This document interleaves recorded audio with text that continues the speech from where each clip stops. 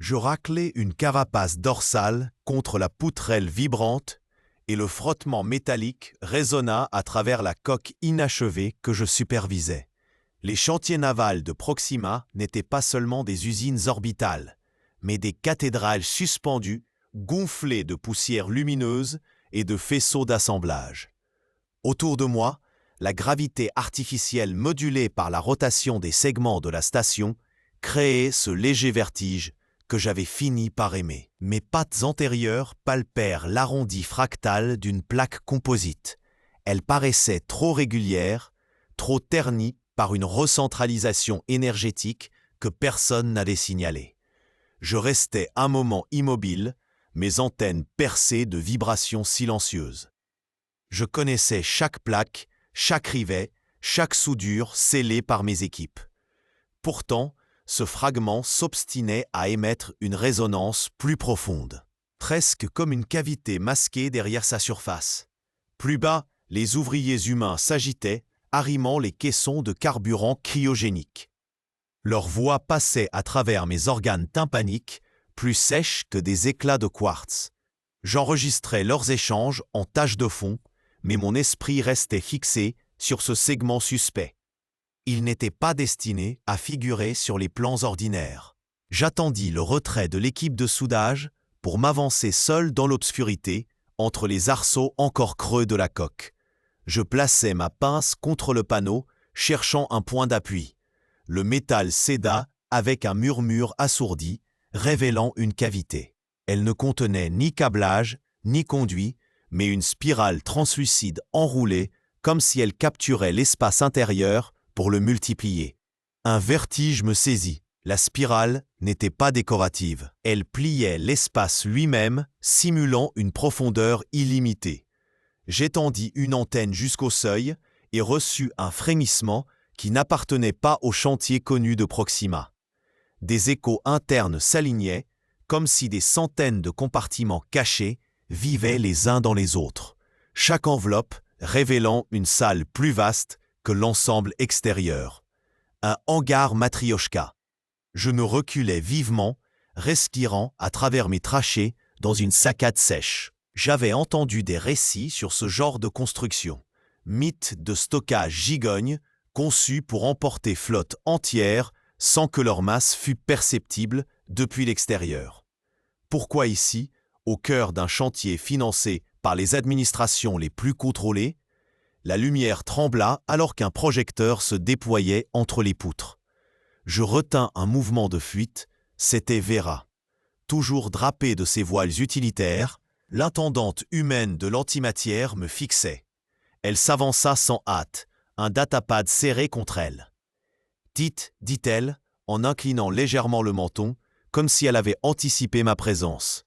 Tu inspectes ce qui ne t'appartient pas. » Mon abdomen se contracta, je répondis par claquement de mandibules que je traduisis ensuite par la voix modulée de mon interprète thoracique. Ce panneau contenait une anomalie. Je suis responsable de l'intégrité de chaque coque. Je n'espionne pas, je protège. Un sourire lui effleura les lèvres. Elle ne semblait ni surprise, ni mécontente. Plutôt amusée. Alors tu es plus curieux que docile. C'est dangereux, surtout ici, où les chiffres d'antimatière préoccupent davantage que la symétrie des plaques. Son regard glissa vers le trou béant où la spirale subsistait. Ses pupilles se dilatèrent comme si elle avait retrouvé un secret ancien au lieu d'une simple anomalie technique. Elle entra dans la cavité, sans protection, et l'espace se plia autour d'elle. Sa silhouette se redressa à l'intérieur d'une chambre plus vaste, éclatante, qui venait de s'ouvrir comme la séquence d'un puzzle impossible. Ces mots me parvinrent, filtrés par un déphasage étrange. Voilà le cœur des chantiers. Notre vrai travail ne consiste pas seulement à construire des frégates dispersées. Nous conservons une armée entière, un souvenir de guerre qui ne devrait pas revenir. Je frémissais. Ces informations hurlaient une vérité que je ne voulais pas admettre. L'intendance, obsédée par la logistique d'antimatière, n'était donc pas qu'une bureaucratie tatillonne. Elle dissimulait l'alimentation d'un arsenal gigantesque, camouflé dans ces spirales gigognes. Pourquoi moi? Pourquoi me laisser voir cela? Et pourquoi toi, Vera, qui joue avec les registres et les flux. Elle s'approcha, sa voix devenant un murmure confondu dans les reflets de l'espace courbe. « Parce que tu as des yeux qui ne savent pas mentir. Chut. Tu crois que ta loyauté est simple, mais tu es déjà piégé par la complexité. J'aurai besoin de toi quand le compte à rebours commencera. Sinon la coque elle-même se retournera contre nous. Et les chantiers navals de Proxima n'accoucheront que d'une épave morte. » Je voyais encore les reflets mouvants sur la paroi du fractal métallique. À mesure que ses plis se rétractaient, un espace plus vaste qu'il n'aurait jamais dû en exister s'ouvrait devant moi. La géométrie se tordait comme si le volume interne se multipliait sur lui-même, reproduisant une illusion de profondeur sans fin. Je n'osais pas franchir le seuil. Pourtant, Vera posa sa paume sur ma carapace et me souffla d'un ton bas que nous n'avions plus de temps, que chaque seconde avalée par cette structure nous rapprochait d'une activation irréversible. J'avançai. Mes mandibules se crispèrent sous le frottement d'un champ imperceptible, mince membrane de force que je traversais. Après le passage, l'air semblait trop dense, saturé de vibrations et d'une odeur métallique que seuls mes organes olfactifs pouvaient capter. Sous mes yeux, des rangées de sphères rosâtres, comme des cocons de lumière, miroitèrent. Vera me les désigna en silence, et je compris. Chacune contenait un frigidaire d'antimatière, scellé et acheminé vers des récipients qui ne servaient pas à alimenter les chantiers civils, mais à accumuler du feu pour une armée clandestine. Je serrais mes pattes autour du garde-fou translucide qui dominait l'entrepôt. Tout mon corps vibrait à l'unisson.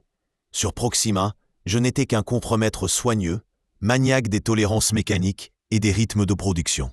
Ces choses-là me semblaient alors comme une vérité stable. Mais ici, je touchais du bout de mes griffes l'ombre d'un autre projet, la falsification qui se dissimulait au cœur de l'intendance antimatière. Vera détourna son visage, pâle dans la lueur artificielle des cocons. Elle me glissa que le service administratif fonctionnait par tableau de chiffres opaques, chaque anomalie effacée sous une avalanche de rapports comptables et de dérogations. Je compris qu'elle-même faisait partie de cette machinerie mensongère. Ses pupilles resserrées traduisaient une peur que je n'avais jusqu'alors jamais lue chez les humains. La terreur glacée de ceux qui côtoient trop longtemps les structures institutionnelles conçues pour dévorer. Je suivis son geste. Une cloison latérale se fendit, laissant apparaître une coursive bardée de capteurs pulsant lentement. Vera me fit passer devant. Je sentais les vibrations courir sur mes plaques dorsales, comme si chaque pas était enregistré, comparé, analysé. Les conduits menaient vers le cœur de l'intendance. Là-bas se trouvaient les bureaux, si l'on pouvait désigner par ce terme ces alvéoles pressurisées, faites uniquement de surfaces lisses et sans aspérité, inhospitalières à mon espèce et même aux humains. Rien n'y respirait la vie, tout y transpirait la statistique. Je n'étais jamais entré dans cette zone, car mes autorisations restaient limitées aux docks et aux unités de propulsion en surface. L'introduction se faisait par un sas récurviligne qui sembla hésiter avant de nous admettre. À l'intérieur, la lumière était froide, oscillant par bouffées, comme si la station entretenait exprès une respiration artificielle. Je ressentis un vertige minéral, la certitude d'avancer au sein d'un organisme. Des silhouettes se déplacèrent sur les passerelles supérieures. Elles portaient les uniformes gris de l'administration. Aucun badge, aucun symbole clair, seulement des chiffres phosphorescents qui brillaient au rythme de la marche. Leurs visages restaient dans l'ombre. J'éprouvais la tentation d'appeler, de me déclarer, mais Vera posa un doigt sur ses lèvres. Elle savait que toute parole sur mon identité signerait ma perte immédiate. Et pourtant j'étais déjà identifié.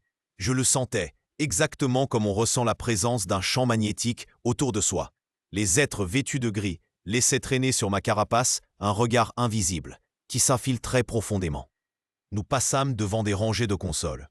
Au lieu d'écran, c'étaient des dalles de verre liquide sur lesquelles des courants de chiffres s'écoulaient en cascade verticale. Les chiffres n'avaient pas de colonnage logique, pas d'alignement. C'était une chute continue, comme un torrent numérique qui ne se laissait pas appréhender. Je pris conscience que l'opacité de l'intendance n'était pas seulement bureaucratique.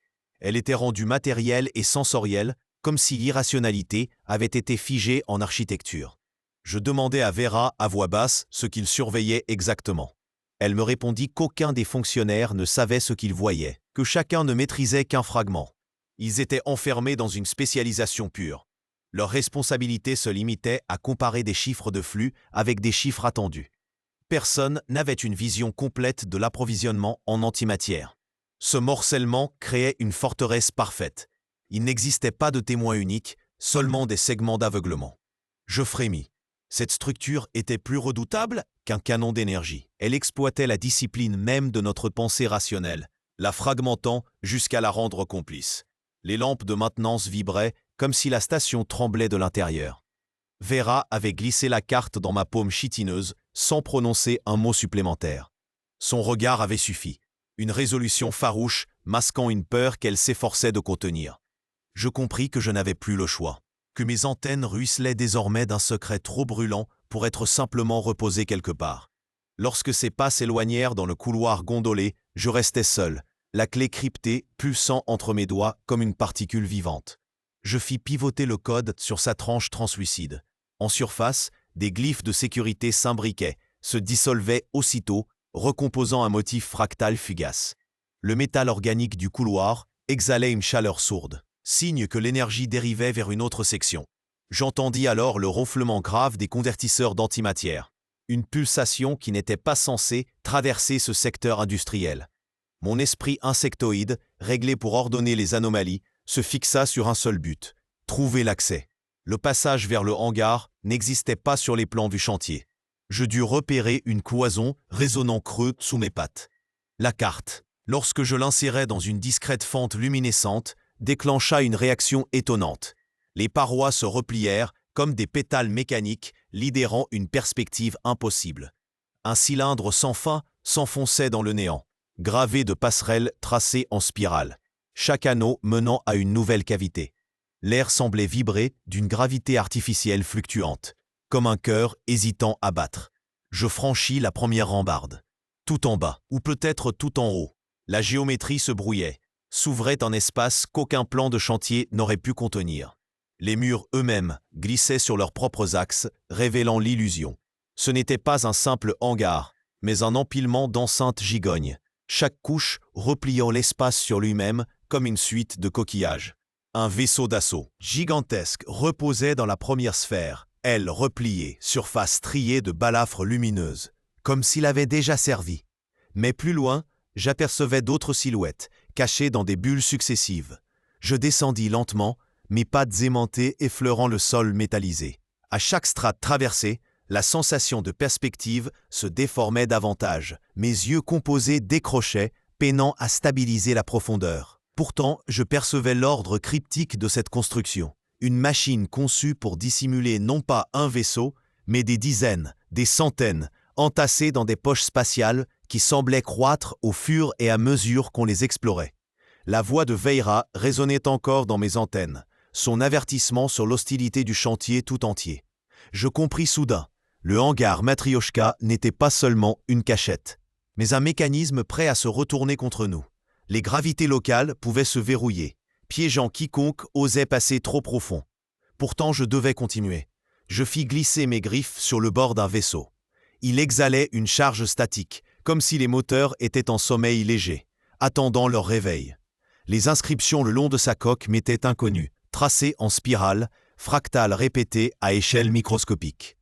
Puis mon regard se fixa sur une balafre, la marque d'un champ polarisé, le même type d'arme dont Veira redoutait le déclenchement massif. Ce vaisseau n'était pas neuf. Il avait combattu, ailleurs, puis ramené et rangé dans cette matrice pour un usage futur. J'avançais encore. Les cercles concentriques s'éployaient comme des poupées imbriquées sans fin. Dans une bulle plus vaste, un croiseur entier flottait, amarré à un réseau de câbles organiques. Pas d'équipage visible. Seulement des silhouettes figées derrière les hublots. Peut-être des corps vides maintenus pour conserver l'illusion de vie. Mon abdomen vibra d'un frisson. Le hangar n'entreposait pas seulement des machines, mais les fragments d'une mémoire guerrière. En gravissant une plateforme latérale, je tombais sur un pupitre cristallin. La carte cryptée que Veira m'avait confiée s'y inséra avec une fluidité inquiétante, comme une clé retournant à son origine. L'ensemble du volume réagit instantanément. Les couches se mirent à tourner, lentement d'abord, puis entraînées dans une rotation majestueuse.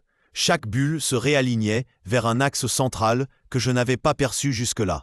Un noyau noir, minuscule point de lumière, prisonnier de sa surface. Le hangar Matryoshka se déployait réellement sous mes yeux. Je voyais alors l'ampleur démesurée de ce qu'on m'avait caché.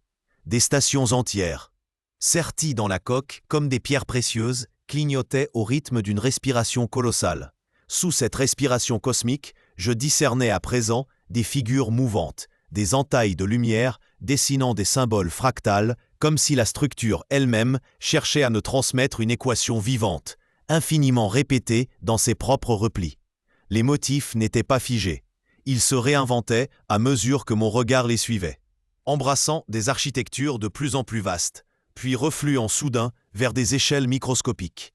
Je ne savais plus si j'observais une machine ou une langue, projetée dans l'espace autour de moi. La sensation d'une perspective illimitée me submergea.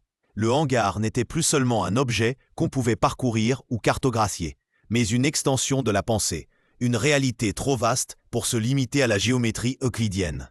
Les horizons reculaient toujours plus loin, comme si chaque pas vers cette immensité ouvrait un horizon encore plus vaste. Un vertige de dimension, ce battement m'a parcouru les antennes.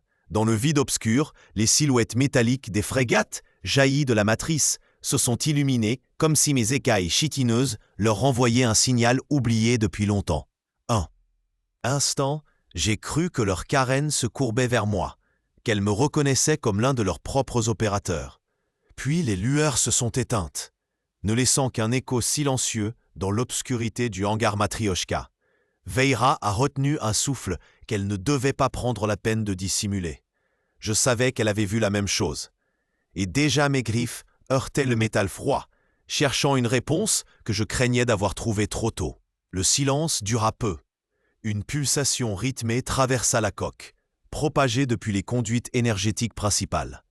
Je sentais chaque vibration grimper à travers mes articulations, comme si la station entière devenait la caisse de résonance d'un cœur cyclopéen.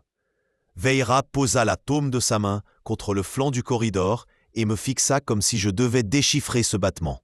« Ce n'est pas une alimentation de réserve, dit-elle. Ce sont des condensats d'antimatière qu'on transfère dans les chambres. » Mon abdomen se plia sous le poids de ces mots. Dans les chantiers navals de Proxima, je croyais avoir vu toutes les excentricités du ravitaillement, carburant cryogénique, isotopes volatiles, même de vieux collecteurs de rayonnement stellaire. Mais jamais une accumulation à cette échelle. Je savais ce que signifiait une telle mise en charge. Ces navires endormis n'étaient pas entreposés. Ils se préparaient. Je me déplaçai rapidement, mes pattes claquant contre la grille. Sous mes griffes, l'acier vibrait d'une tension contenue. J'entendis le froissement électrique des convertisseurs quelque part en contrebas. Ma carapace se hérissa malgré moi. « Le compte à rebours », chuchota Veïra. « Tu l'entends désormais. » Elle avait raison.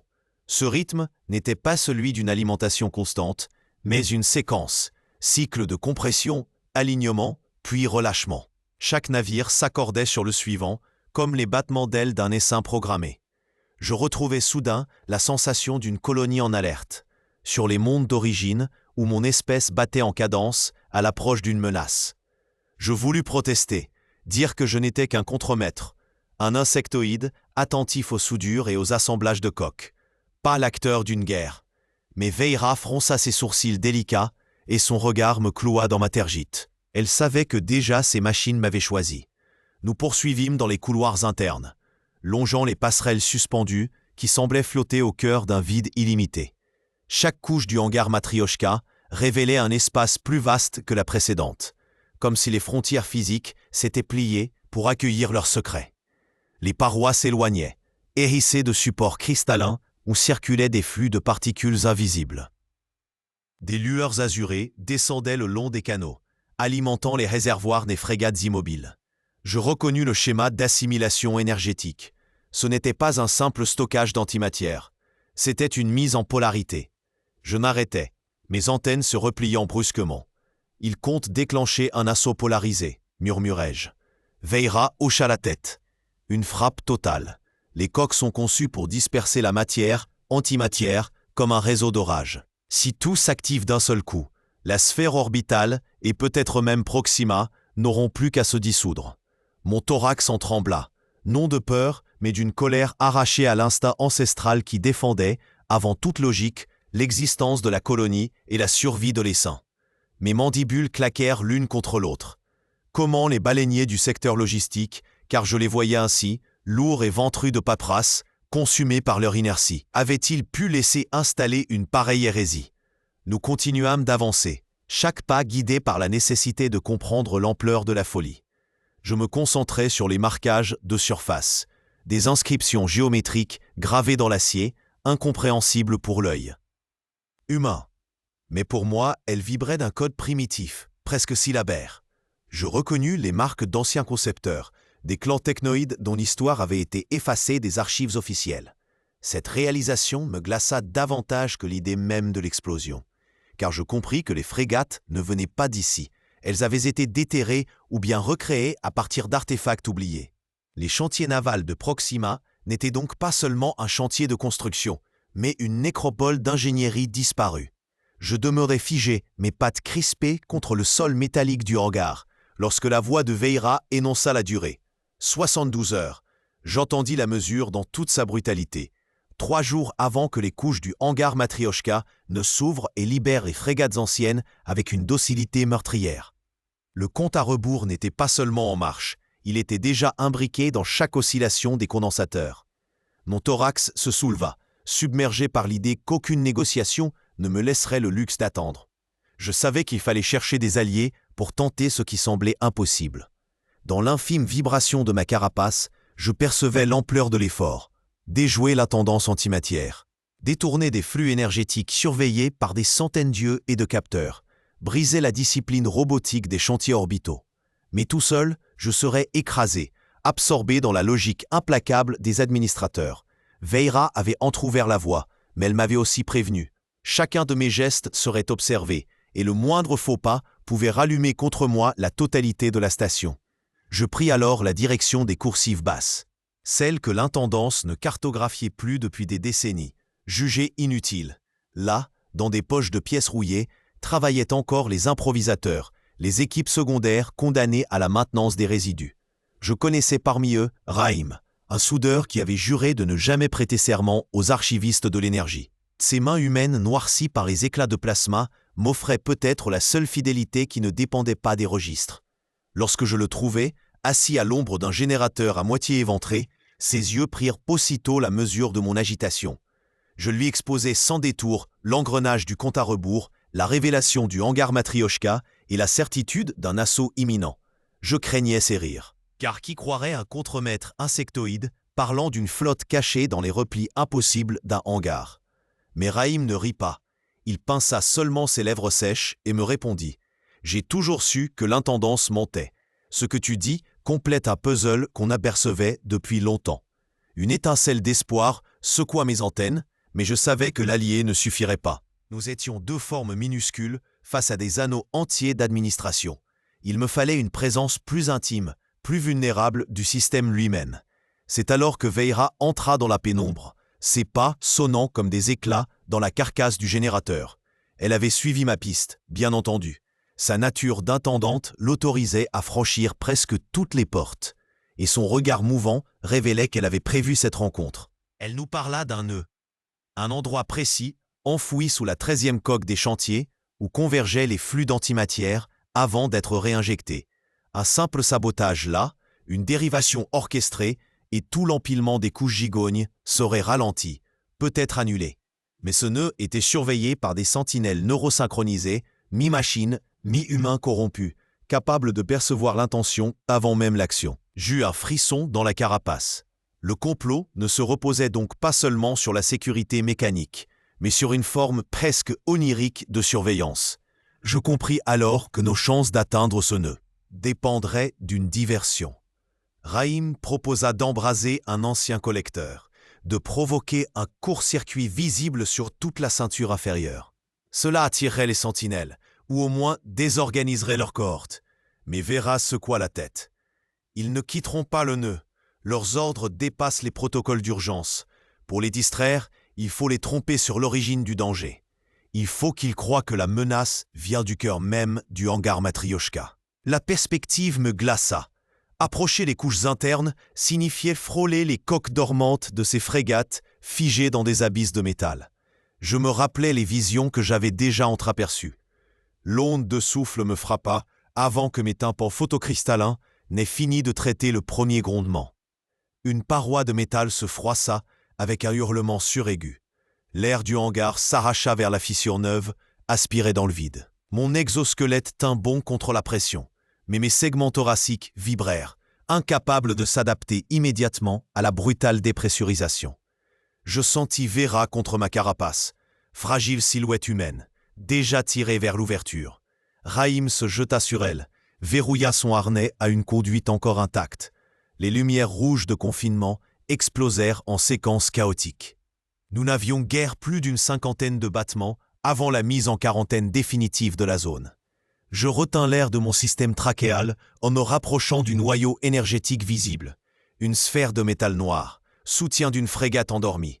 Ses nervures polarisées pulsaient comme si l'explosion avait servi de signal.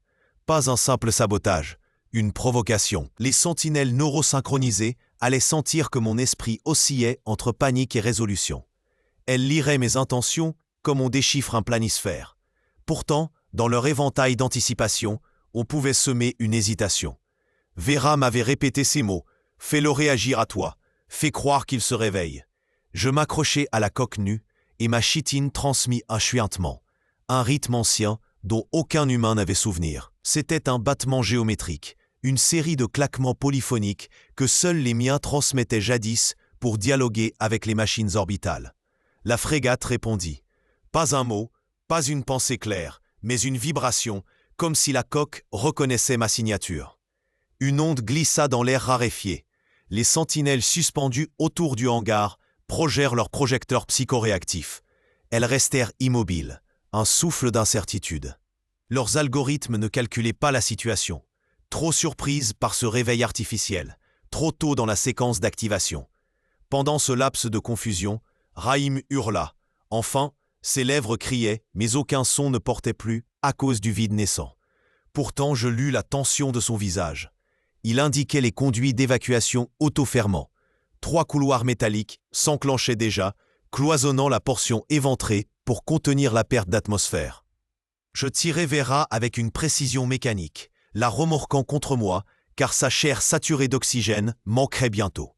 Ses yeux s'hallucinaient, mais elle me fixa comme si elle comprenait que la frégate, derrière nous, vibrait à mon signal. Les plaques de confinement se rejoignirent dans un hurlement prolongé, scellant la brèche.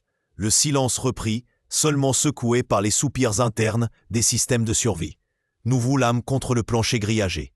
Ma respiration trachéenne se rééquilibra, et j'ouvris mes mandibules, relâchant une saccade sonore qui résonna comme des kicks secs. Rahim toussa, reprenant son souffle, puis lâcha une exclamation haletante. « Tu l'as fait bouger. » Je l'ai senti dans mes dents. Vera, blanchie comme la poussière lunaire, me saisit la jointure du bras, ses doigts s'incrustant entre mes plaques. C'était plus qu'un mouvement. Les frégates t'attendent. Tu es là. Clé qu'on cherchait. Tu comprends? Elles t'élisent. Mais je ne comprenais pas.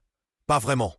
Ces navires, conçus bien avant l'époque des chantiers actuels, portaient dans leur noyau une mémoire stratifiée. Qu'un insectoïde des colonies de Proxima puisse en devenir l'interlocuteur relevait du paradoxe. Pourtant, mes capteurs internes attestaient la résonance. Fréquence exacte, réponse sans délai. Ils n'avaient pas répondu à Vera, ni à Rahim. Juste à moi. Je me redressai lentement, surveillant les drones sentinelles qui évoluaient toujours à distance. Elles cherchaient des indices d'hostilité, postés à la frontière des probables. Leur hésitation demeurait, mais je savais qu'elle s'évaporerait vite. Déjà leurs filaments d'analyse fouettaient l'air, tentant d'accumuler de nouveaux paramètres. Bientôt, leur consensus reprendrait forme et l'anomalie leur semblerait ennemie. Alors, nous n'aurions plus le moindre battement d'avance. Nous devons comprendre, dis-je par claquement, modulé dans la traduction bionique que Vera portait à l'oreille. Comprendre pourquoi elle se polarise sur moi. Rahim me lança une moue sombre. Tu l'auras dans leurs entrailles, pas ailleurs. Tu sais ce que ça veut dire? Remonter dans la mécanique interne, là où les couches gigognes s'entrecroisent. Je connaissais le risque. Le hangar Matrioshka reposait sur un empilement d'espaces paradoxaux, chaque coque ouvrant sur une autre dimension imbriquée, comme des coquilles impossibles à cartographier. La vibration passa par mes plaques thoraciques comme un rappel ancien. Une injonction que je n'avais jamais apprise, mais que mon corps semblait connaître de toute éternité. Les parois circulaires du dock se replièrent sous l'effet d'ondes gravimorphes, libérant la masse assoupie de la frégate. Elle s'éveilla comme une bête sortie des glaces, ses carènes étirées, son flanc hérissé de modules sensoriels qui s'orientaient vers moi. Je fus marqué d'un sceau invisible. Commandant hôte. La désignation tomba sur moi avec une froide évidence. Les sentinelles neurosynchronisées, à ma stupeur, cessèrent toute activité hostile, comme si elles attendaient désormais mes instructions. Le silence dura une fraction interminable, jusqu'à ce que Veira me saisisse le bras de sa main humaine, brûlante, presque trop chaude contre Nachitine. Son souffle vibra. « Chut, elles t'ont choisi, ne perds pas ce moment. » Rahim, lui, restait accroupi derrière une structure de câblage fractal. Son regard fuyant, mais son corps tendu, prêt à bondir. Le plan d'assaut de l'intendance approchait, nous n'avions que quelques manœuvres pour inverser l'équilibre des forces. Je franchis un pas vers la frégate. Les motifs lumineux le long de sa coque me semblaient dessinés pour mes propres terminaisons sensitives. Des arabesques d'informations géométriques me perçaient comme une évidence. J'étendis mon bras antérieur, le segment de poignet vibrant selon un cliquetis instinctif. Une onde me répondit, ouverture d'un dialogue imprononçable par tout autre. Elle attendait de moi une orientation. Je sus alors que je pouvais simuler un signal d'alerte interne. Une menace émanant du cœur du hangar Matryoshka, comme Veira le conseillait. Les sentinelles trompées concentreraient leur attention sur cette anomalie au lieu de percer notre infiltration. Mais j'entrevis une option plus risquée, déchaîner la frégate elle-même, la réveiller plus pleinement et la faire agir comme une entité rebelle sortant des listes de l'intendance. Le choix fut abrupt et je n'eus ni le temps de délibérer, ni celui de prévenir. Mon sternum cliqueta en un code ancestral. Les voyants des sentinelles virèrent au bleu pulsé. Elles percevaient une alerte interne. Leurs gratins se replièrent. Dans les coursives supérieures, les conduits vibraient de flux reconfigurés. Je sentis l'équilibre osciller en notre faveur. « Parfait !» murmura Veira, les yeux fixés sur les hologrilles d'énergie. « La diversion fonctionne. Mais Rahim secoua la tête, un rictus angoissé au coin de la bouche. « Non, écoutez, elle se calme trop vite. Ça veut dire que d'autres unités prennent le relais. On leur a jeté un os, mais la meute va rappliquer entière. » Sa lucidité, en dépit de sa rudesse, me força à considérer la suite. Si l'on attendait, l'intendance déploierait ses cohortes administratives motorisées, inflexibles, capables de sceller la moindre brèche. Nous devions aller plus loin. Lancer une contre-manœuvre avant qu'il ne ferme tous les anneaux du hangar. La frégate me regardait encore. Oui, c'était bien l'impression que j'avais. Un regard sans yeux, un champ perceptif posé sur moi, réclamant direction. Je visualisais à travers elle un corridor de transmission, une veine d'énergie qui menait directement au nœud de distribution d'antimatière. Je compris que je pouvais détourner ce flux, le retourner en impulsion piégée, non pour détruire, mais pour saturer le réseau administratif d'erreurs fantomatiques. Veira approcha si près que je perçus son odeur métallique, l'empreinte des ateliers où elle travaillait. « Tu peux les aveugler. Chut, juste un moment. Ce sera notre trou dans la cuirasse. » J'engageai le geste, mes articulations stridulaires modulant la commande. Instantanément, la frégate projeta dans le vide du hangar une séquence fractale, une pluie de codes qu'aucun admin humain n'aurait conçue. De fines étincelles de champ apparurent, comme des hologrammes effilochés, traversant les couloirs et saturant les capteurs. Rahim lâcha un souffle étouffé. Bon sang, ça marche. En contrebas, les convecteurs de flux s'ouvrirent et nous eûmes pour la première fois la voie libre vers les couches plus profondes du hangar Matryoshka. Mais déjà je sentais la résonance s'amplifier. La frégate n'était plus partiellement éveillée. Elle aspirait à sortir, à déployer son arsenal enfoui. Sa volonté, étrangère mais étrangement familière, se pressait contre la mienne. Était-ce de l'obéissance ou de la manipulation? Je n'étais plus sûr. Nous courûmes dans les structures, suivis par la lueur vacillante des balises d'urgence, quand un grondement monta du noyau même de la coque. Je parvins pourtant à verrouiller la séquence de contre-manœuvre que TH avait codée à la hâte, et soudain, comme si l'univers retenait un souffle expectatif, le grondement se rompit net. Les gyroscopes inversèrent leur tension, Les champs de freinage se refermèrent comme une mâchoire invisible et la frégate retomba dans un état de veille contrainte. Les pulsations qui me heurtaient la poitrine se dissipèrent en un chuintement métallique, timbre rassurant au milieu du tumulte. J'avais la preuve tangible que nous avions plié la volonté du vaisseau, ne serait-ce que pour un instant. En scrutant les parois translucides du hangar, je vis les filaments d'énergie se résorber, scellant notre victoire momentanée. La matrice de contrôle acceptait de nouveau nos ordres, docile, soumise à nos balises. Je lâchai un souffle que je n'avais pas réalisé retenir. Dans cet écho souterrain, la première vibration, qui transperça la coque, fut mince comme un soupir. Mais je sus immédiatement ce qu'elle annonçait. L'alignement de la flotte polarisée. Tout le hangar Matrioshka gémissait à présent comme une gorge métallique prête à cracher la mort, et les frégates dressaient déjà leur axe de tir vers Proxima B. J'avais cru nos contre-manœuvres définitives, mais elles n'avaient été qu'une parenthèse. L'armada entière pivotait, et je ressentais dans mes segments un frisson de révolte silencieuse. Les coques anciennes ne voulaient pas céder. Elles se souvenaient d'un autre tact, enterré depuis des siècles, que même la mémoire officielle avait occulté. Le compte à rebours invisible s'avançait, et, dans les ombres vibrantes du chantier, la vraie bataille commençait enfin. Je n'avais pas le luxe de contempler. Mon corps insectoïde fendait les passerelles suspendues, chaque articulation claquant dans le silence bourdonnant. Mes terminaisons chitineuses palpaient les conduits où courait la chaleur de l'antimatière, piquant de petites étincelles comme des pulsars miniatures. À chaque contact, je projetais vers la coque un motif géométrique, une séquence assurée de chiffres que seules les vieilles frégates pouvaient décoder. C'était mon seul langage face à elles, des mandalas discrets de vibrations censés rappeler une allégeance oubliée. Mais le tumulte de leurs réacteurs avalait déjà mes signaux comme si je n'étais qu'un parasite dans leurs artères. Veira se tenait dans l'anneau des calculateurs, là où des holostructures tissées de lumière représentaient l'équilibre des flux énergétiques. Elle avait ôté son masque administratif. Plus de sourire cynique, ni de voix polissée. Ses yeux reflétaient un incendie froid. Elle savait, et je le percevais dans la façon dont elle inclinait la tête, que l'intendance n'était plus maîtresse de rien. Les calculateurs d'antimatière fumaient de l'intérieur, saturés par des ordres contradictoires, et les archivistes de l'énergie hurlaient dans leurs canaux internes que la discipline devait être rétablie. Elle, pourtant, se tourna vers moi, comme si mon bourdonnement valait davantage que toute l'orthodoxie des registres.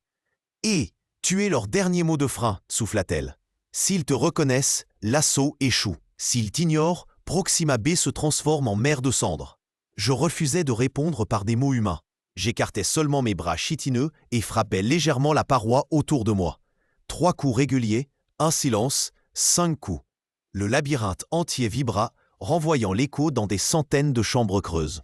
Peut-être que cette onde toucherait la mémoire de métal, le recoin le plus intime de ces vaisseaux ancestraux. Mais l'espace tout proche se tordit soudain. Les frégates déployèrent leurs antennes polarisées. Une auréole bleutée enserra la station, rude promesse de l'assaut. Un tir d'essai, timide encore, frappa la croûte minérale de Proxima B. Au loin, à travers les hublots, je vis le sol sombre s'embraser comme une toile convenablement mordue par l'acide. Des vallées lumineuses se creusaient déjà, prémisse de la ruine. Si la salve principale venait à céder, aucune cuve de survie, aucun écran de déflexion ne suffirait à amortir l'énergie contenue. Raïm surgit alors par une coursive déchirée. Ses vêtements portaient les marques des chalumeaux et son visage ruisselait de sueur métallique. Il avait dans ses mains une masse d'outils soudés entre eux qui ressemblait à un sceptre rugueux. Il renversa une console sur son passage, libérant un flot de câbles comme des intestins. Sa voix, rauque, résuma tout. Leur trame logistique est gorgée de failles. Si on introduit le chaos directement dans la matrice polarisée, on peut les forcer à rediriger le feu contre elles-mêmes. Je secouai mes mandibules. L'idée n'était pas absurde, mais cela exigeait un signal directeur au cœur même de la formation. Un vecteur que je devais être. Veira le comprit aussitôt, et elle me fixa avec cette certitude froide des intendantes qui ont vu trop de chiffres mourir. Tu peux les atteindre. Tu es le seul à raisonner avec elles. Je me projetais alors dans les sphères mécaniques du hangar Matrioshka. Chaque couche s'était refermée autour de moi, comme des pétales inversés, et plus j'avançais, plus l'espace se dilatait. Des drones de surveillance erraient dans ces cavités immenses, luisant de gravité artificielle. mais un battement de mes segments suffisait à les écarter, comme si le vaisseau lui-même me prêtait passage. Le centre vibrait d'une pulsation sourde, semblable à une cage thoracique habitée par un cœur ancien, presque organique. Le cœur vibra avant même que j'aie franchi la dernière paroi des sphères mécaniques. Une note trop haute, trop tendue, comme une corde de soie sur le point de rompre. Je perçus, plus que je ne vis, le halo d'antimatière se convulser en une liqueur aveuglante. Un souffle de panique remonta le long de mes segments. Réflexe ancien de ma carapace, instinct d'abandon, de fuite, mais le hangar Matryoshka se referma derrière moi. Chaque cercle gigogne, scellant la voie du retour. La seule issue désormais plongée au centre, là où le champ fractal battait comme un cœur malade. Les couches concentriques m'étaient devenues étrangères, plus vastes que ne le suggéraient leurs dimensions extérieures. Des vallées métalliques s'ouvraient, trouées de passages spiralés, comme si les bâtisseurs avaient plié l'espace en corolles successives. Chaque pas me rapprochait de ce nœud vibrant, et chaque pas alourdissait la résonance sous ma chitine. Derrière, je savais que Vera surveillait la fluctuation depuis les consoles de sécurité, ses prunelles rivées au graphique d'énergie, et que Haïm, obstiné, couvert de poussière ionique, cherchait encore à détourner les flux pour gagner du temps. Moi seul restais dans l'intimité du cœur, seul avec cette pulsation qui me reconnaissait. Je m'arrêtais au bord d'un puits. L'abîme s'ouvrait, non de pierre ni de vide, mais de géométrie effondrée. Des échos de frégates anciennes flottaient en suspens, leurs coques grisées d'inertie, attendant une injonction depuis des siècles. Le signal que j'avais jadis imprimé, 3 coups, silence, 5 coups, résonnait encore ici, multiplié par les parois. Mais il fallait à présent autre chose, une harmonique capable non plus seulement de réveiller, mais de lier, de contraindre, de transformer l'attaque en contre-courant. La panique de mon espèce aurait commandé le repli, mais ma pensée d'ingénieur insectoïde me força au contraire à la précision. J'écartai mes segments pectoraux, faisant vibrer leurs arêtes. Le son sortit sec, puis je modulais, d'abord en quintes régulières, ensuite en harmoniques dissonantes que je n'avais jamais osé produire. L'espace réagit comme une peau sensible. Les vaisseaux suspendus tressaillirent. Leur métal n'était plus qu'un prolongement, et à travers eux, le puits tout entier me sembla osciller. À cet instant, le cœur d'antimatière se déchaîna. Instabilité, déversement de neutrons, un grondement qui traversa la moelle de mes pattes. Le hangar Matryoshka aurait dû se consumer dans une cascade de lumière, mais la résonance que je lançais scinda la vague. Des volutes d'énergie furent absorbées par les coques latentes. Elles s'allumèrent comme des astres qu'on réveille d'un sommeil forcé. Chaque frégate devint antenne, puis miroir. Ensemble, elles formèrent un treillis d'ondes qui contenirent la rupture. Un goût métallique m'envahit la bouche, sensation étrange à mon espèce, comme si mes glandes gustatives avaient soudain perçu le flux quantique lui-même. Je n'étais plus Técheté, contremaître, mais l'axe autour duquel pivotaient des flottes endormies. Je sentais Vera à distance, sa conscience comme une luciole humaine cherchant les équations de phase, et Haïm, planté à ses côtés, brandissant son outil à plasma pour repousser les drones administratifs lancés dans les coursives. Mais ma solitude était totale au centre, immergée dans le champ fractal naissant. Je ne le façonnais pas vraiment, je servais de catalyseur. Chaque vibration de mes segments trouvait un relais dans les coques. Le son devint réseau, le réseau devint figure, et la figure se répercuta en une immense rosace que je voyais, yeux clos, imprimée sur la toile noire des champs d'étoiles. Le cœur instable tenta de se libérer, mais la rosace l'engloba, le transforma en onde stable. L'antimatière n'était plus menace, elle devenait carburant, matière première offerte à la manœuvre. Alors jaillit la vision. Des sphères plus anciennes encore, dissimulées aux strates extérieures du hangar, répercutèrent le champ au-delà du système. Je vis, par-delà les chantiers orbitaux, le rayonnement doré toucher la surface dévastée de Proxima B, effaçant la brûlure du tir d'essai. Les failles vitrifiées se mirent à pulser d'un rythme nouveau, Comme si la planète reprenait souffle. Était-ce illusion née du stress ou bien effet mesurable? Je ne pouvais trancher, mais la rosace chantante poursuivit son expansion. Je sus que les flottes ennemies, encore en orbite haute, percevaient cette modulation. Leurs antennes polarisées, prêtes à dresser la mort en faisceau, se mirent à osciller, incapables de maintenir leur visée. Dans leur chambre de tir, la cohérence fut rompue, comme si l'espace lui-même refusait d'obéir à leurs équations de guerre.